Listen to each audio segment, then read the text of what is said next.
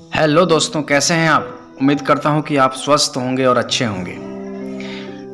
मैं सत्यम अपने channel true fact में आप सभी का स्वागत करता हूं। आज का विषय इतिहास से जुड़े कुछ रोचक तथ्यों से संबंधित है। आपको शायद याद होगा, मगर कुछ लोग जो इस चैनल पे नए हैं, मैं बता देना चाहूँगा कि इस चैनल पे कुछ आपको नए तथ्यों की जानकारी मैं दूंगा और आगे भी इस तरह के वीडियो मैं लाता रहूँगा। लाइक और डिसलाइक अपनी जगह पे है, सब्सक्राइब, लाइक ये सब अपनी जगह की बातें हैं, मगर एक इल्तिजा आपसे ज़रूर करूँगा कि पूरी ऑडियो को और वीडियो को जो देखें उसे आप पूरा अंत तक देखें। तो शायद आपको याद होगा कि बुलंद दरवाज़ा का इतिहास क्या है, इसके पीछे तथ्य क्या है, इसे किस सम्राट ने बनवाया था। जी हाँ, आपने सही सोचा। इसे हिंदुस्तान के बादशाह, वीरों के शिरोमणि बादशाह मोहम्मद जलालुद्दीन अकबर के द्वारा बनवाया गया था। यह गुजरात जीत की जश्न में यह किला बनवाया गया था। तो मैं बुलंद दरवाज़ा जो है भारत के उत्तर प्रदेश राज्य में आगरा से 43 किलोमीटर दूर फतेहपुर सीकरी नामक स्थान पर स्थित एक दर्शनीय स्मारक है। मुगल सम्राट अकबर की गुजरात पर जीत के जश्न में यह दरवाज़ा 1602 में बनवाया गया था। यह विशाल पत्थर की संरचना पारंपरिक फारसी मुगल डिज़ाइनों से प्रभावित है। बुलंद शब्द का अर्थ महान या फिर ऊंचाई से है। अपने नाम को सार्थक करने वाला यह स्मारक विश्व का सबसे बड़ा प्रवेश द्वार है। बुलंद दरवाज़ा अकबर के विशाल और वैभवशाली साम्राज्य की गाथा बयां करता है। फतेहपुर सीकरी में अकबर के समय के अनेक भवनों, प्रासादों तथा राज्यसभा के भव्य अवशेष आज भी मौजूद हैं। यूनेस्को ने उत्तर प्रदेश के फतेहपुर सीकरी को विश्व विरासत स्थल का दर्जा दिया हुआ है। अकबर द्वारा गुजरात पर विजय प्राप्त करने की स्मृति में बनाए गए इस प्रवेश द्वार में पूर्वी तोरण पर फारसी में शिलालेख अंकित हैं, जो 1601 में दक्कन पर अकबर की विजय अभिलेख के हैं।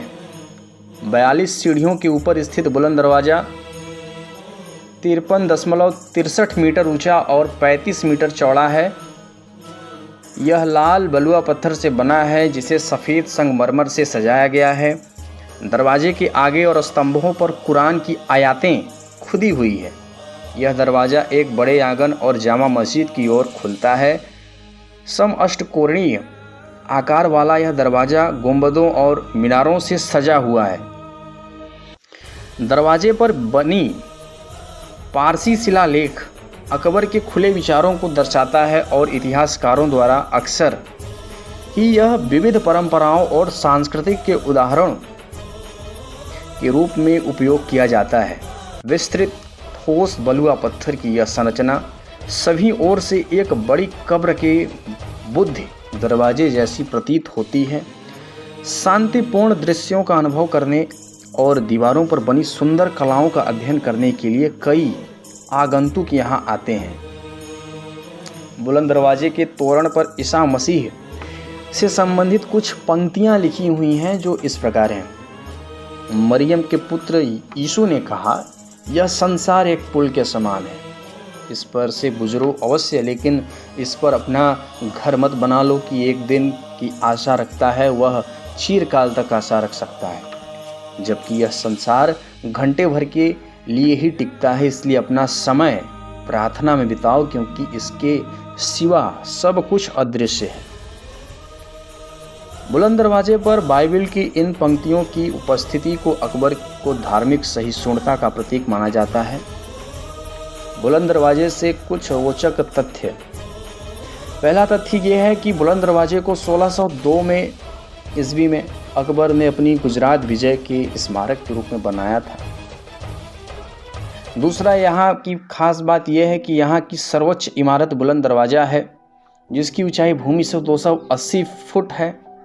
52 सीढ़ियों के बाद इसके अंदर प्रवेश होता है। दरवाजे में पुराने ज़माने के विशाल किवाड़ आज भी ज्यों के त्यों लगे हुए हैं।